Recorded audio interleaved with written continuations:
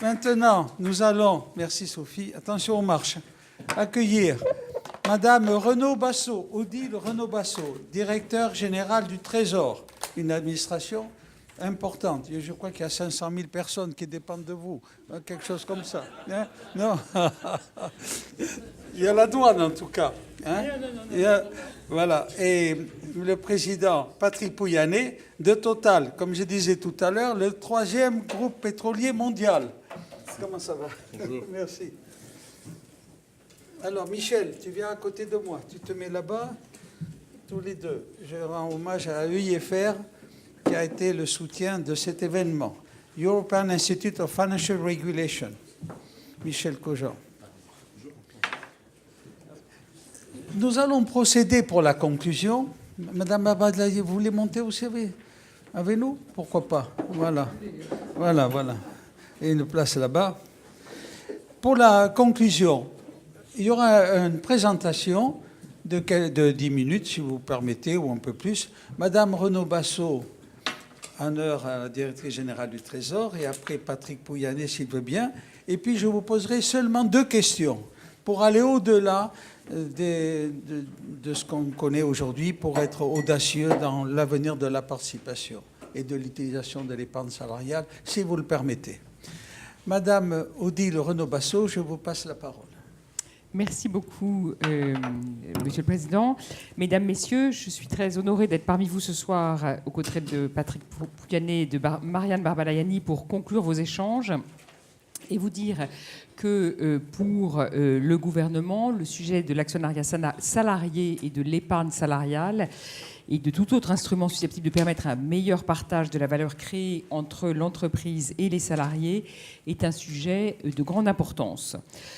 Comme vous le savez, je pense, le président de la République a annoncé un objectif de permettre que tous les salariés puissent avoir leur part de réussite quand leur entreprise se porte bien. Et évidemment, l'actionnariat salarié constitue un outil essentiel pour servir cet objectif, puisqu'il facilite l'alignement des intérêts entre l'entreprise et les salariés. En cela, c'est aussi un instrument de justice économique qui contribue à réconcilier les Français avec les entreprises. Du point de vue de l'entreprise, c'est un outil, un formidable levier, je dirais, de stabilisation du capital et de développement à long terme, mais également de motivation des salariés. Donc en termes de gestion des ressources humaines, c'est un vecteur extrêmement important. Aujourd'hui, les salariés ont la possibilité d'acquérir des actions de leur entreprise, d'avoir des actions gratuites ou de détenir des actions investies en titre de l'entreprise au sein d'un plan d'épargne salariale, PE ou PERCO. Et donc, grâce à ces instruments, l'actionnariat salarié allie les avantages d'un investissement de long terme à ceux d'une participation à la gouvernance de l'entreprise au sein de laquelle le salarié exerce son activité. Comme vous le savez, l'acquisition de ces fonds peut se faire par des versements volontaires du salarié ou par l'épargne salariale, l'intéressement, la participation, selon les modalités définies par les entreprises. Et c'est pourquoi les 2 sujets, en fait, fonds d'actionnariat salarié, sont étroitement liés, puisque les fonds d'actionnariat salarié représentaient, en juin 2017, 38% des encours des fonds d'épargne salariale, soit 49 milliards d'euros. L'épargne salariale au sens large, à savoir les dispositions de participation et d'intéressement, constitue donc un vecteur majeur d'actionnariat salarié et un levier majeur pour le partage de la valeur ajoutée entre entreprises et salariés. C'est, comme je disais aussi tout à l'heure, un élément de motivation extrêmement important. Aujourd'hui, on part d'une situation, la France part d'une situation, je pense, où l'actionnariat salarié est déjà un élément très important. 3/4 des entreprises sont dotées de dispositifs d'actionnariat salarié. Et quand on compare la situation par rapport à la situation européenne, on voit qu'on est un des pays dans lequel c'est un instrument le plus développé, puisqu'en Europe, seulement la moitié des entreprises ont des dispositifs d'actionnariat salarié. En France, 1/3 des salariés sont actionnaires, contre moins d'1/4 en Europe. Donc on part d'une situation où on a déjà une certaine forme d'avance, je dirais, dans ces dispositifs, mais il est clair que l'on peut faire mieux. En particulier, je pense que c'est un des points d'attention le plus important, c'est que ces dispositifs sont aujourd'hui très largement développés dans les sociétés cotées, mais peu dans les sociétés non cotées. Et l'ambition que nous a assignée le président de la République, c'est de permettre d'étendre ces dispositifs à un plus grand nombre de sociétés et de les démocratiser. Alors ce chantier fait partie des chantiers prioritaires conduits aujourd'hui par le ministre de l'économie et des finances Bruno Le Maire dans le cadre de la préparation de ce qu'on appelle la PERSI, le pacte, le plan d'action pour la croissance et la transformation des entreprises, qui comprendra beaucoup de différents types de mesures, certaines de nature législative, d'autres de nature non législative, mais qui visera donc à assembler et à mettre ensemble des mesures favorisant le développement des entreprises, et le développement de l'actionnariat salarié fait partie des sujets prioritaires dans ce cadre-là. Un binôme a été constitué, composé d'Agnès Touraine, présidente de l'IFA, que vous connaissez bien, et Stanislas Guérini, qui est député à Paris, pour soumettre des propositions sur ce sujet spécifique de l'actionnariat salarié dans les jours qui viennent. Alors à ce stade, c'est difficile pour moi, je ne peux pas déflorer ni vous annoncer de mesures qui seraient déjà prédéfinies. Ce qui est clair, c'est que ce qu'on constate, c'est qu'il y a des marges de manœuvre pour favoriser l'actionnariat salarié sous l'angle de l'épargne salariale, mais également du point de vue de la gouvernance ou des modes de détention. Donc il y a des pistes qui vont être expertisées, qui sont en train de remonter, qui devront répondre à un double objectif fixé par le Premier ministre. Tout d'abord, concilier l'intérêt des salariés, d'une part, enfin répondre à l'intérêt des salariés, d'une part, et d'autre part, avoir une certaine flexibilité pour éviter une charge excessive pour les entreprises qui serait contre-productive au moment où on cherche à développer l'activité des entreprises. Donc pour cela, nous analysons en particulier les freins à la mise en place de ces dispositifs dans les petites entreprises, et nous cherchons à privilégier des dispositifs souples qui ne soient pas vécus par les entreprises comme un alourdissement du coût du travail. Nous devons également prendre en compte un troisième objectif, qui est celui de ne pas peser sur les finances publiques. Et donc, ça suppose que la solution ne pourra pas être essentiellement une solution fiscale, avec la mise en place d'avantages fiscaux. On part d'un système qui est un régime fiscalo-social de l'épargne salariale, même avec un forfait social à 20%, plus avantageux que celui des salaires. Et donc là, autant vous dire tout de suite que la fiscalité ne sera pas l'alpha et l'oméga de cette réforme. Il pourra y avoir des éléments, mais en tous les cas, il y aura certainement d'autres éléments que des éléments fiscaux. Ces contraintes ne sont pas faciles à concilier, je dois le dire, mais elles sont incontournables pour que ce chantier puisse aboutir de manière efficace et répondre à l'ambition globale qui a été fixée par nos autorités politiques. Votre participation à ce colloque et ce que j'ai vu de la discussion précédente montre tout l'intérêt et toute la mobilisation que vous avez en tant qu'association sur ce sujet de l'épargne salariale. Je pense que c'est un acquis extrêmement précieux. J'attire votre attention sur le fait que pour préparer ce pacte, le ministre Bruno Le Maire avait décidé avec Benjamin Griveaux, mais maintenant Delphine Gény-Stéphan, de procéder à une consultation extrêmement large qui sera ouverte à partir de mi-janvier. Et donc toute proposition pourra être transmise. Il y aura un système ouvert de consultation. Toute proposition sera transmise, étudiée, examinée et pourra nourrir les réflexions et la préparation de ce travail. Je vous remercie beaucoup d'avance de vos contributions et je voulais vous assurer vraiment notre détermination à travailler avec vous le plus étroitement possible pour faire progresser ce sujet très important pour les entreprises et les salariés. Merci beaucoup, madame.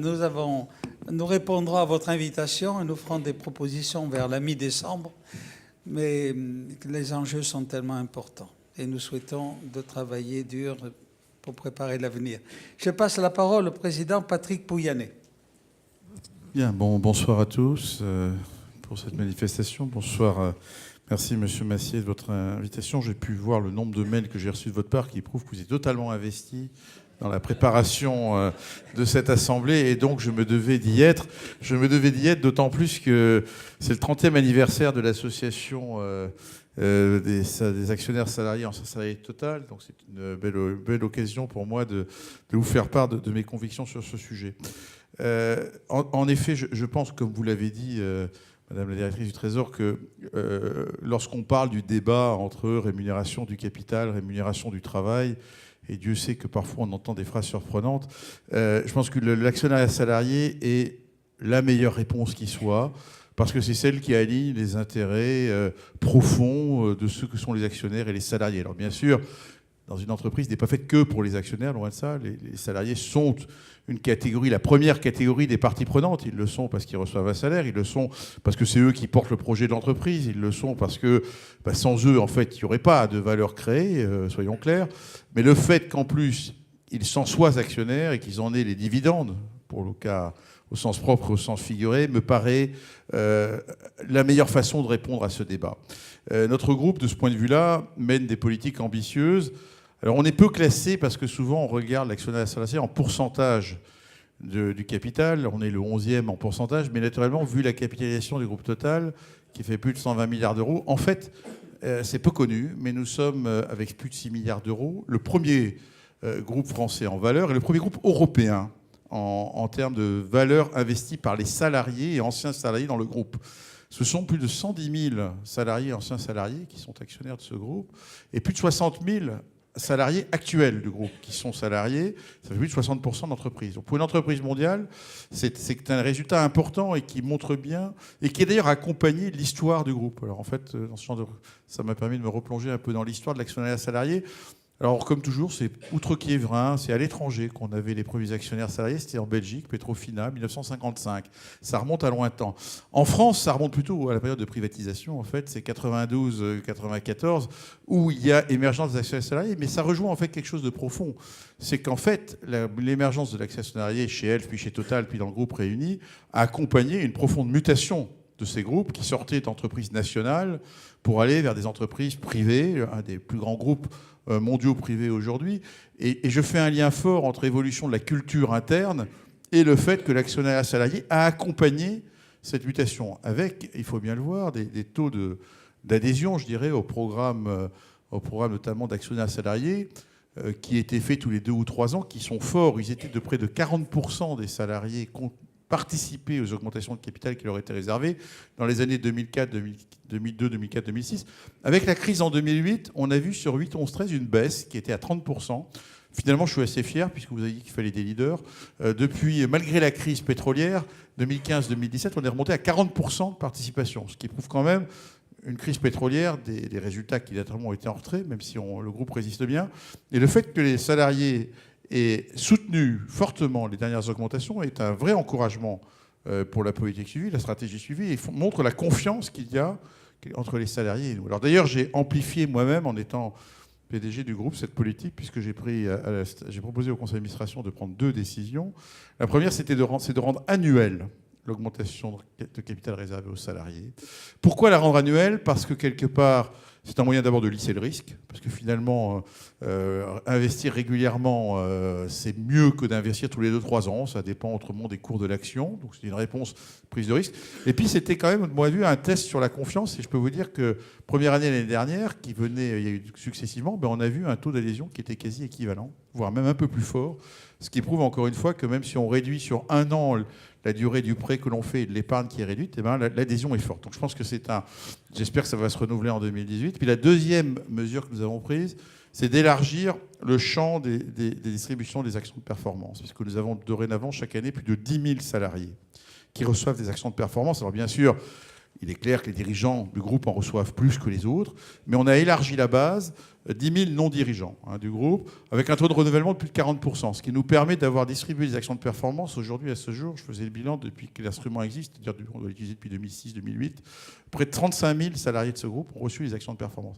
Donc ça prouve bien qu'on a une politique à la fois ambitieuse, parce qu'on parle de montants significatifs, et en même temps qui est pour moi un vrai vecteur d'alignement, encore une fois, et non pas qu'on suive quoi qu'on dise, mais qui prouve cette adhésion et cette confiance réciproque. Donc je pense que ce sont des chiffres que je me plais à répéter. On cite souvent d'autres groupes en termes d'action salariée, mais Total, aujourd'hui, en valeur, encore, est le premier groupe européen en termes de montant investi dans le groupe. Donc ce sont des éléments qui, encore une fois, prouvent cela. Je pense que c'est d'autant plus important que les actionnaires salariés, bien évidemment, ils ont une caractéristique, c'est leur stabilité. Et moi, ce qui me frappe, quand je compare le capitalisme français, européen et le capitalisme américain, la très grande force de nos concurrents américains, que sont les grandes sociétés comme Exxon et Chevron, c'est que ces gens-là, à cause du système, c'est ceux qui étaient là, pardon, à cause du système de fonds de pension, etc., ils ont 35% d'actionnariat individuel qui ne bouge quasiment pas. Ça vous donne bien évidemment en termes de perspective, alors que nous avons un actionnariat individuel qui fait 10-12%, dont la moitié ce sont les salariés. Donc c'est pour ça que c'est un groupe qui est particulièrement important. C'est très très différent lorsqu'on parle après de stratégie de moyen et long terme, d'avoir un actionnariat qui soit stable ou un actionnariat qui dépende d'investisseurs. Alors il est vrai qu'aujourd'hui on a de plus en plus de fonds dits passifs dans nos actionnariats qui finalement répliquent des indices, qui veulent nous donner des leçons de gouvernance, mais comme ils sont passifs eux-mêmes, je ne suis pas tellement sûr de savoir où ils vont, pour être honnête. Je suis sûr qu'il y en a dans la salle, pardon. Mais en même temps, ils prennent des poids de plus en plus importants dans nos actionnariats. Et moi, je pense qu'on doit avoir aujourd'hui, chez Total, près de 15% de fonds dits indiciels qui sont nos actionnaires. Qui ont un lien, d'ailleurs, avec nous, mais qui est pas de la même nature, puisque c'est des fonds de fonds, en fait, c'est de l'indirect, qui répliquent des indices. Donc la stabilité de l'actionnariat salarié est très importante à nos yeux, et c'est pour ça qu'on l'encourage. Et finalement, lorsqu'on parle après de comment on préserve l'indépendance d'une entreprise, vous savez, c'est par l'actionnariat stable, et par la confiance, et puis après, c'est par les résultats, bien évidemment, que l'on a, et la conviction qu'on peut emporter. Mais je pense que c'est un élément important, et moi, puisque j'ai la chance d'être à côté de la représentante du gouvernement, madame la directrice du Trésor, je pense qu'il y a une réforme dans ce pays qu'il faudrait mener, si on parle de capitalisme européen, c'est comment faire en sorte, je sais bien que c'est tabou, on parle de fonds de pension, mais il n'empêche, moi, ce que j'observe aujourd'hui, c'est que de l'autre côté de l'Atlantique, ces fonds de pension drainent une épargne absolument incroyable, très stable, et est une force très importante pour nos concurrents américains. Il faut se le dire. Je sais que ça renvoie à d'autres débats dans notre société française, mais c'est quelque chose qui me frappe depuis que, d'ailleurs, en tant que PDG du groupe, je passe mon temps voir des investisseurs au chaud et je m'en réjouis.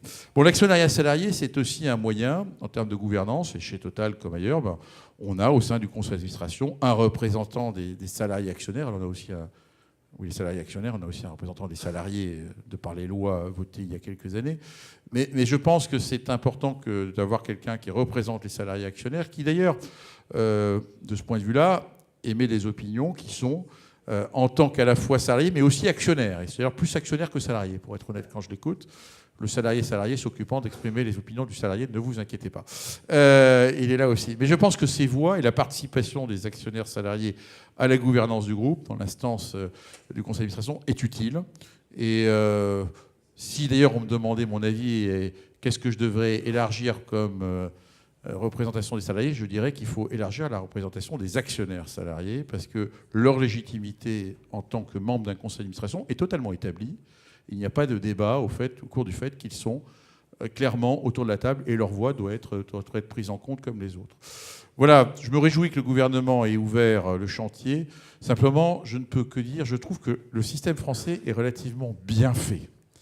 Donc, avant de vouloir tout chambouler, moi, je ne passe mon temps à répéter aux États, à l'État, vous savez, quand ça marche, la stabilité, c'est bien aussi. Parce que finalement, qu'est-ce que demandent les entreprises sur ce type d'outils ?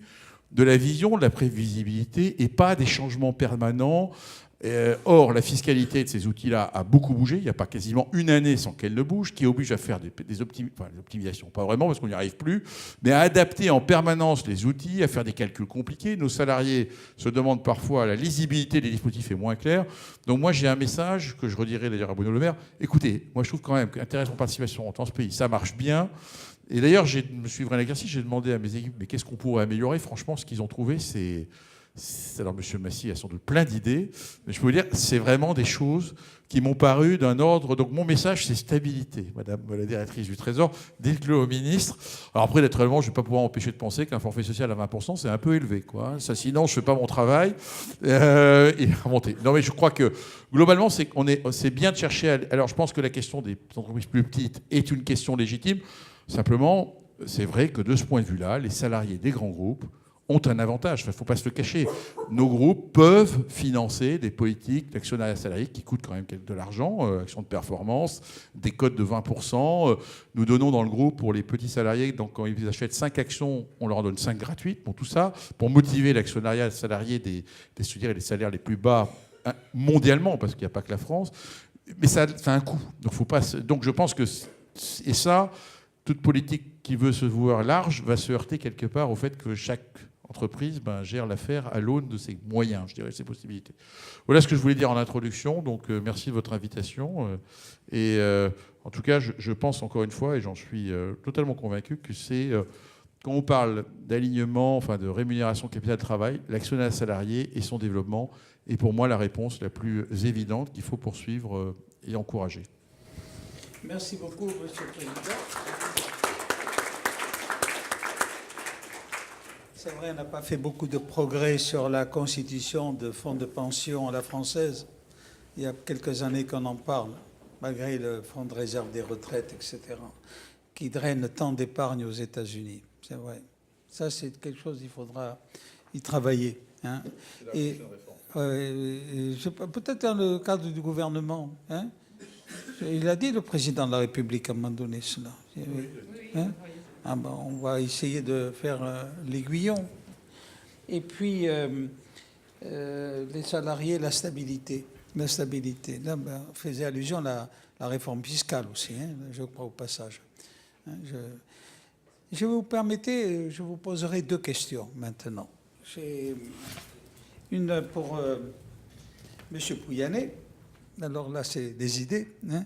L'actionnariat salarié pourrait-il être l'amorce d'un profond changement dans les comportements, les rapports humains et la culture d'entreprise? Ça a été débattu dans le 2e panel. Le terme de culture d'entreprise, pour beaucoup de gens, c'est un terme assez vague. Quand vous regardez le fascicule que l'ICGN vient d'envoyer, culture d'entreprise, corporate culture, c'est un terme très fort qui a un contenu extrêmement dense, hein, notamment la prévention de la corruption, le whistleblowing, un tas d'éléments importants. Et peut-être ils vont en débattre demain à la réunion de l'ICGN. La culture d'entreprise, quel est votre point de vue là-dessus? Et puis un élément pour le président Pouyanné, peut-on envisager chez Total, par exemple, qu'on crée un incubateur dans le siège de l'entreprise où les gens pourraient leur dédier alors un projet personnel, ce qu'on voit dans la Silicon Valley. L'été dernier, j'étais en Californie, j'ai interrogé des gens qui développaient au sein des GAFA un projet personnel. Et ça motivait pour l'entreprise une motivation très forte. Ils ne comptaient plus leur temps, mais ils avaient à disposition un incubateur dans l'entreprise. Ça paraît une idée un peu farfelue, mais on va vers la recherche de l'innovation. Bon, d'abord, réforme fiscale, vous ne vous trompez pas, je supporte la réforme fiscale en cours parce que quand même arriver à une flat tax de 30%, même si ça a relevé quelques taux, c'est quand même une réforme totalement fondamentale pour ce pays. Donc il y a des gagnants, il y a des perdants, mais il y a plus de gagnants que de perdants dans la réforme de la flat tax à 30%. Donc il faut quand même le souligner parce qu'on a tendance à toujours critiquer les États et les gouvernements. Fondamentalement, c'est quand même une réforme extrêmement utile qui a déconnecté cette idée étrange qu'il fallait taxer le travail comme le capital ou le capital comme le travail, ce qui est quand même 2 facteurs qui n'ont rien à voir l'un avec l'autre. Je dis devant Madame la Trésor pour pas qu'elle se trompe sur mes propos. Alors, culture et culture d'entreprise, enfin, je veux dire, oui, je l'ai dit, je crois que je l'ai dit, je vois bien chez Total. Encore une fois, l'émergence de l'actionnariat salarié avec passer d'une entreprise nationale à une entreprise privée a aidé ce changement de la culture. Je pense qu'une des valeurs qui est portée dans le groupe, c'est le goût de la performance. Le goût de la performance, ça veut dire qu'on aime être des leaders, le fait qu'on ait des bons résultats. Et si nos salariés peuvent en recevoir les dividendes, je ne peux que m'en réjouir. Est-ce que ça porte, dans votre question, un autre changement qui est l'idée qui est une bonne idée d'ailleurs, mais il faut faire attention à la façon de la mettre en œuvre. Là, je en profite pour passer un message. C'est l'idée que finalement, une entreprise, encore une fois, une entreprise, n'est pas destinée qu'à ses actionnaires. Le projet d'une entreprise est bien plus large qu'une entreprise. Chez Total, notre projet, c'est d'être un grand fournisseur d'énergie à l'humanité qui a besoin d'énergie, lui apporter une énergie qui soit pas chère, qui soit disponible et qui soit propre. Et c'est ça qui motive les gens quand ils se lèvent le matin. C'est pas je travaille pour l'actionnaire X, Y ou Z. C'est pas vrai. On est porteur d'un projet collectif.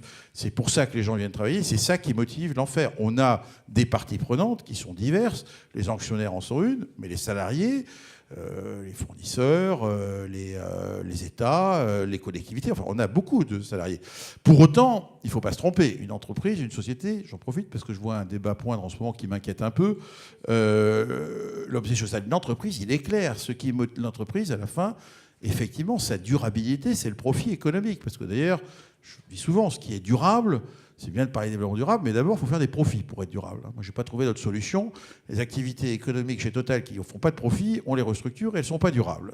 Et donc, je ne voudrais pas qu'on mélange tout. Je pense qu'il y a une vraie prise en compte dans l'ensemble, et chez nos salariés actionnaires sans doute, de l'ensemble des considérations des parties prenantes, mais attention à ne pas mélanger la définition juridique d'une société et la notion d'intérêt général ou d'intérêt des parties prenantes. Je suis extrêmement inquiet devant certains propos, je le dis, et pour autant, je suis tout à fait favorable, et notre groupe s'engage à aller au-devant des parties prenantes dans plusieurs domaines, à être transparent financièrement, fiscalement, être responsable au sens global du terme, mais n'introduisons pas, alors qu'on a essayé de sortir le juge du Code du travail, n'allons pas l'introduire dans le Code du commerce, quoi, et ne judiciarisions pas la vie des sociétés françaises.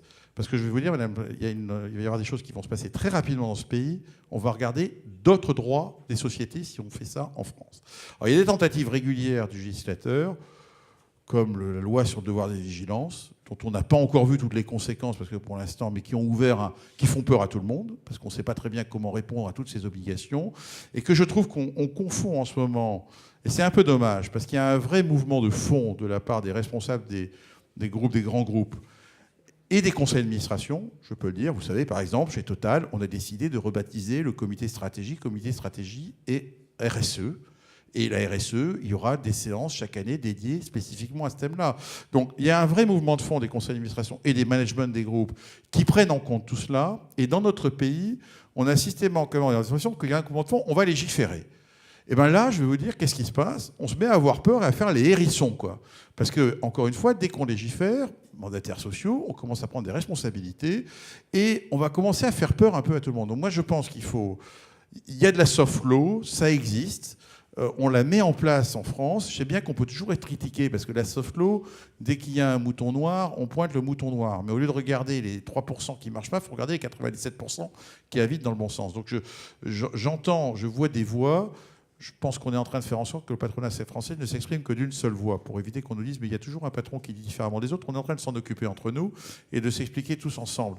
Et je pense qu'il est important que, et de ce point de vue-là, les salariés actionnaires ont leur mot à dire. Ils participent à ces débats et je peux vous dire qu'autour de la table du conseil d'administration de Total, ils font partie de ceux qui parlent effectivement, qui portent ces notions de responsabilité globale de l'entreprise, mais auxquelles, au fond de nous, on est tous convaincus que des groupes comme Total, avec la puissance économique que nous avons, que notre impact, il ne se limite pas à faire du profit et à donner de l'argent à un État et des actionnaires. Ce n'est pas vrai, et je le dis publiquement, et on en est profondément. Donc ne légiférons pas sur des matières complexes qui vont judiciariser et qui, à mon avis, vont avoir comme résultat l'inverse de ce qu'on veut, qui vont juste bloquer par une espèce d'extrême prudence, comme on l'a fait dans le droit du travail, où à la fin, à cause de force de légiférer, on fait du théâtre tous ensemble avec l'objectif d'avoir le minimum de problèmes devant les juges. Bon, ce qui est pas ça n'a pas été un grand progrès pour le dialogue social, donc évitons de faire ça dans les sociétés françaises.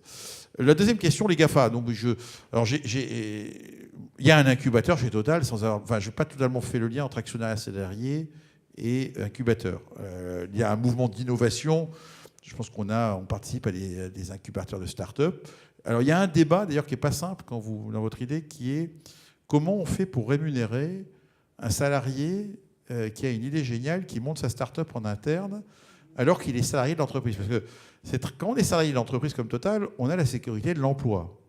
Chez Total, c'est vrai, je peux vous le dire, hein, parce qu'on ne licencie pas beaucoup, voire jamais.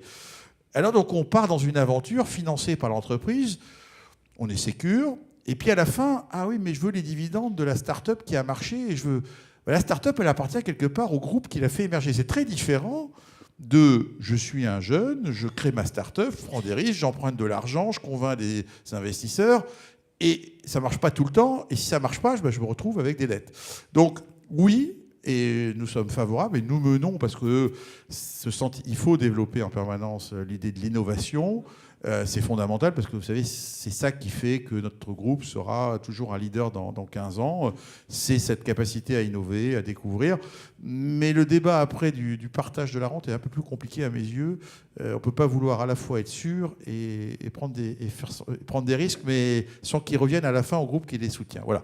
Mais en tout cas, votre idée, non, mais je pense qu'il y a plein d'idées bonnes, vous savez, à prendre chez les GAFA. Il ne faut pas non plus croire que c'est l'alpha et l'oméga. Alors je sais bien qu'en bourse, ils valent 1000 milliards quand nous on en vaut 100.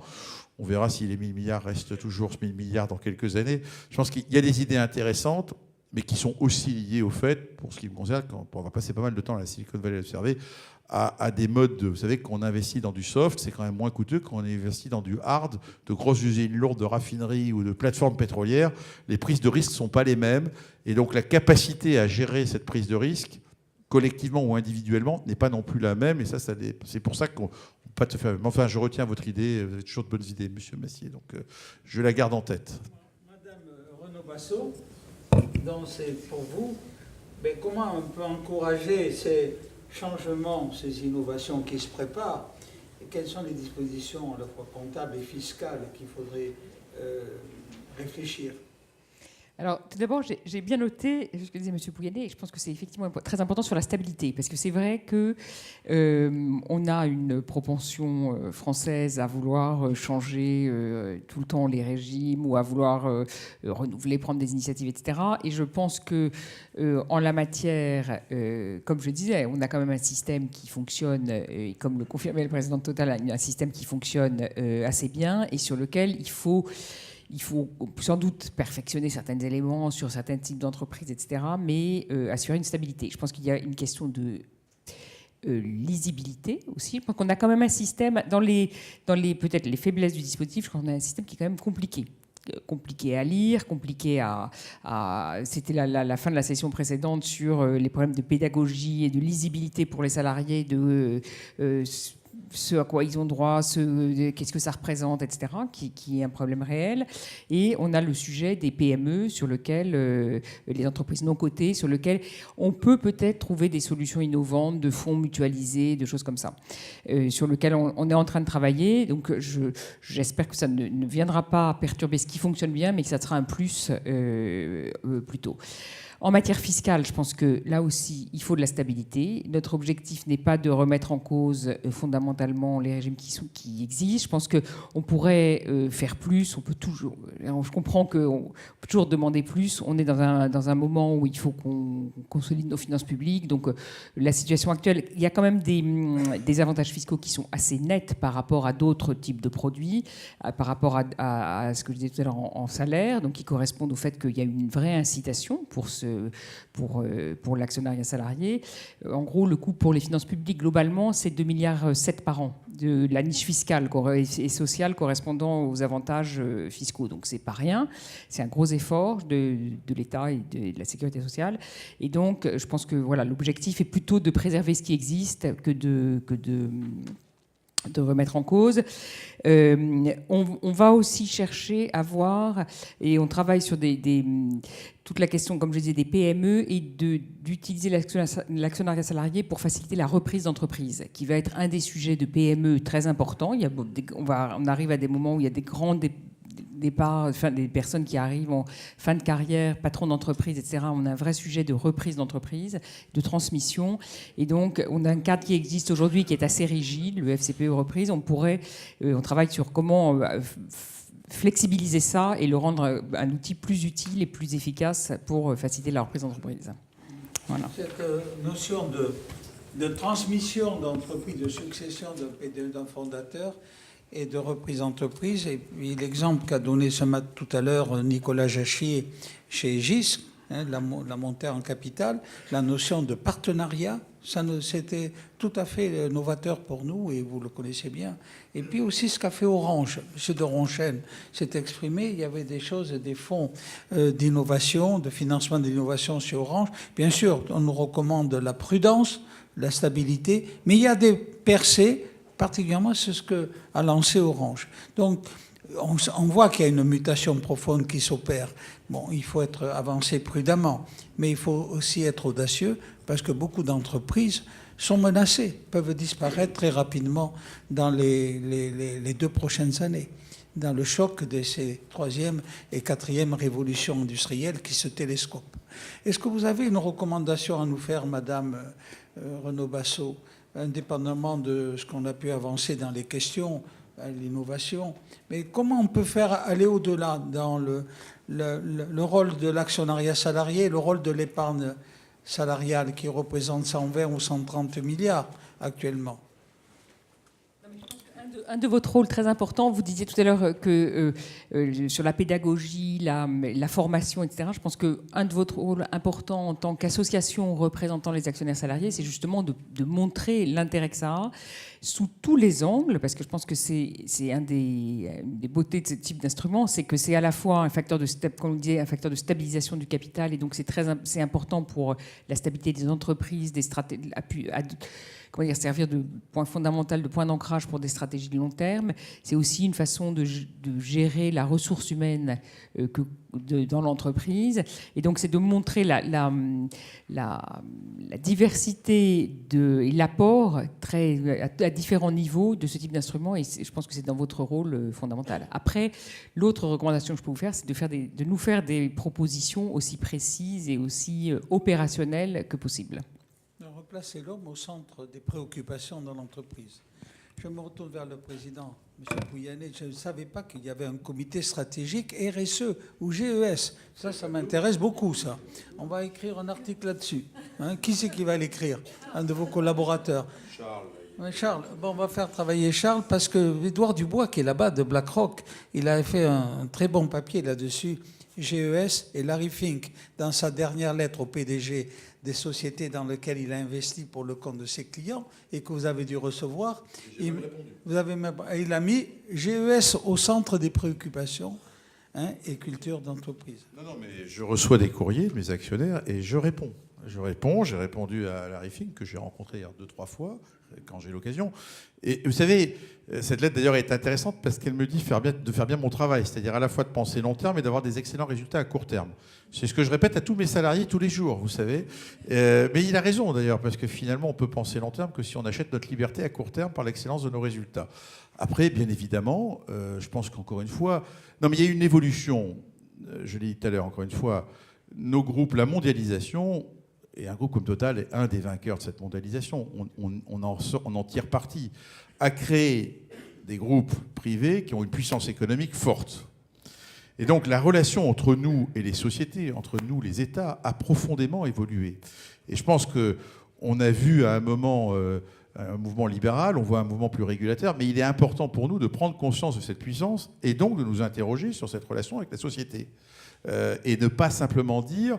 Parce que j'ai payé mes impôts, j'ai dû mon affaire aux États où je travaille, et puis à eux de prendre en compte le bien public. C'est leur mission, l'intérêt général. Ça ne veut pas dire qu'on doit prendre en compte l'intérêt général, mais c'est qu'on doit bien être conscient qu'on a un impact sur ces sociétés qui dépasse le cadre de notre activité économique, et simplement créateur de richesse. Et je crois que c'est ça la nouveauté, c'est ça le message que l'on porte à travers ces mots RSE. Et ça, il faut le mettre en œuvre concrètement. Et c'est pour ça que j'ai annoncé récemment que nous voulons, par exemple, nous intéresser au domaine de comment un groupe comme le Total peut intervenir dans le domaine de l'accompagnement, de la formation professionnelle, où je me sens légitime sur des métiers industriels, indépendamment de ce que peut faire l'État, l'Éducation nationale, le ministère du Travail, à prendre des initiatives. Après tout, Xavier Niel a créé une école 42, c'est son argent, c'est privé. Pourquoi un groupe coté ne devrait-il pas faire la même chose? Je suis très frappé de voir, lorsque je rencontre par exemple il se trouve que, vous savez, on a fait une opération très importante avec la famille Maersk, puisqu'on rachète Maersk Oil, dont sans doute un des représentants sera membre du board de Total. J'ai été frappé de voir que c'est dans les pays nordiques, et les Wallenberg en Suède, c'est la même histoire, il y a des fondations à la tête de ces empires, qui sont des empires économiques et industriels. Eh bien, ces fondations, elles versent chaque année, d'ailleurs le même montant à peu près, 150 à 200 millions d'euros pour des missions d'intérêt général. Les Wallenberg, c'est l'éducation à la science en Suède. Les Maersk, c'est d'autres initiatives. Ça m'a beaucoup donné à réfléchir, parce que Total a la fondation d'entreprise privée en France, enfin l'entreprise cotée en France la plus importante, c'est 15 à 20 millions d'euros par an, on va passer à 30. Ça reste un sujet qui mérite débat, en fait. Donc c'est ça, cet impact de la société. C'est pour ça que je pense que, donc oui, on doit prendre en compte l'ensemble de ces missions et de cet environnement dans la façon dont nous pilotons l'entreprise. Et nos salariés en ont envie, parce que c'est ça qui aussi les motive tous les jours quand ils viennent travailler dans notre groupe. Voilà. Merci, Monsieur le Président. Michel, un court... Oui, merci beaucoup, puisque vous m'avez fait la gentillesse de m'inviter sur scène. Juste 30 secondes pour vous dire tout le plaisir et l'intérêt que nous avons eu à l'EIFR à assister la FGE dans la construction et l'organisation de cette manifestation. Alors, dans la construction, pas tellement finalement, parce que vous avez une telle connaissance du sujet, une telle passion, que notre rôle a été assez modeste cette année-ci, puisque ça fait 3 ans que nous avons ce partenariat que j'apprécie beaucoup. Donc notre rôle a été un petit peu plus distant que d'habitude. Alors à l'EIFR, en 4 secondes, a été créé en 2008 comme étant à la fois un think tank et un organisme de formation, ou en tout cas de rencontre entre l'univers des régulateurs et celui des établissements régulés, de la banque, de l'assurance et de la gestion, en faisant le constat après la crise que probablement, et peut-être que la crise avait aussi un peu une origine quelque part là, il n'y avait pas cet univers de confiance qu'il devrait y avoir entre les régulateurs et les régulés, et qu'il était intéressant d'avoir un espace où régulateurs et régulés pouvaient se rencontrer. Et c'est ce qu'on fait au travers des manifestations que l'on organise, une quarantaine dans l'année, qui réunissent 2000 personnes ou à peu près, et qui font intervenir à peu près 150 contributeurs. Ce qui fait que nous sommes largement assembleurs de compétences. Nous rédigeons un certain nombre de papiers également pour l'aspect think tank, mais en tout cas, nous sommes cet espace de rencontre et de dialogue. Et quand vous m'avez cette année parlé de l'actionnariat salarial, j'ai eu un quart de seconde d'hésitation en disant: est-ce que c'est bien notre sujet à nous qui nous intéressons à la réglementation financière ou à la régulation financière?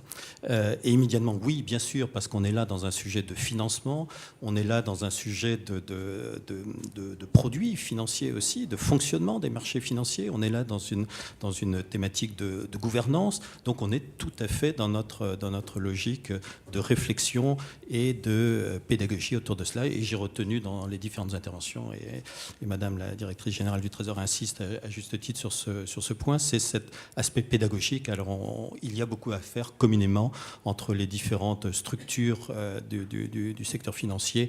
Nous sommes ici à la FBF et nous remercions encore une fois particulièrement Madame Barbalayani. Il y a beaucoup de choses à faire effectivement pour mettre au point, et nous avons cette occasion de réflexion commune, et il faut que nous prenions justement le train en marche et apportions de façon constructive les éléments pour faire un système encore meilleur que ce qu'il est, alors qu'on a fait le constat qu'il était bon. Il avait ses limites aussi, parce qu'il y a un petit niveau de risque quand même qu'il faut bien intégrer. Il faut que l'on trouve le bon curseur, le bon positionnement de cet actionnariat salarié, sans qu'il y ait sûrement de figures, de chiffres 10, 15, 30, je ne sais pas, d'objectifs. Il n'y a certainement pas un chiffre qui soit parfaitement idéal. Il y a une notion de risque, mais en tout cas, on a un système qui fonctionne bien, mais on peut contribuer à ce qu'il fonctionne un peu mieux encore en vous apportant quelques idées dans les prochaines semaines. Bonsoir, donc j'étais au début du colloque, donc je ne vais pas reprendre la parole. Il y a beaucoup de choses qui ont été dites. Moi, je retiens notamment ce qui a été dit sur et je l'avais dit aussi en introduction, ne pas tout mélanger dans le juridique. Et la notion d'objet social qui pourrait être étendue à Dieu sait quoi, je pense qu'il faut effectivement être très vigilant là-dessus. Je le dis aussi pour Odile Renaud-Bassot, parce qu'il y a des réflexions portées malheureusement par un certain nombre de chefs d'entreprise aussi. Donc je pense que... Pardon ? Ils ont renoncé ce midi. Bon, j'imagine que vous n'y êtes pour rien, et donc non. Plus sérieusement, on a parlé beaucoup de pédagogie et d'éducation financière. Juste pour signaler qu'ici à la FBF, on conduit depuis quelques années un programme d'éducation financière qui s'appelle Les Clés de la banque, qui a deux grandes catégories de publics. Les particuliers, vous trouverez d'ailleurs en partant un certain nombre de nos mini-guides qu'on trouve, je vous rassure, aussi sur Internet, mais aussi les entreprises. Et comme on ne veut pas commencer trop tard, on a un programme depuis 2 ans maintenant qui s'appelle « J'invite un banquier dans ma classe ». Alors on ne va pas parler d'épargne salariale, c'est un peu pointu, mais on va massivement, avec nos adhérents, tous les ans maintenant dans les classes de CM1, pour faire une journée d'éducation financière. Donc moi j'y suis allée l'année dernière, d'ailleurs c'était très marrant, en Seine-Saint-Denis. C'est là qu'on se rend compte d'ailleurs de l'importance de l'Internet auprès des enfants. Ils s'éduquent sur Internet, donc il faut absolument qu'on y soit tous beaucoup plus présents. On l'est d'ailleurs en grande partie. Cette année on a même un quiz qu'on va utilisé pour cette opération. Et donc, bon, alors ça sera dans quelques années qu'on les verra arriver justement à l'utilisation financière, mais je pense que c'est très important important de le faire dans les classes et les petites classes. Donc on a un jeu en fait tout simplement parce que c'est comme ça que ça marche et on peut d'ailleurs vous associer si vous le souhaitez. Et puis je crois qu'il nous reste à dire, il y a un petit cocktail là, qui est organisé en tant qu'hôte de cette belle manifestation qui va nourrir nos réflexions dans le cadre du pacte. On va aussi faire des propositions. Alors moi je renonce pas quand même à avoir une petite baisse sur le forfait social parce que la stabilité c'est bien, mais vaut mieux stabiliser à un niveau un peu plus encourageant pour les entreprises qui promeuvent l'épargne salariale. Donc voilà, vous êtes tous les bienvenus pour fêter ces travaux. Juste à côté, pour prendre un verre avec les participants et entre vous, pour prolonger les débats. Merci beaucoup.